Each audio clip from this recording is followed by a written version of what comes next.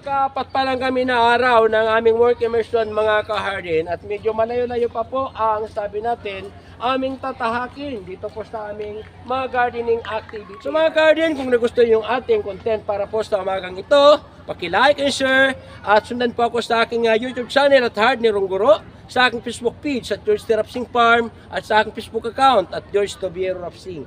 So maraming salamat sa inyong panonood. Kita-kita tayo ulit para sa susunod na mga videong aking i-upload. Bye-bye, God bless us all and follow for more!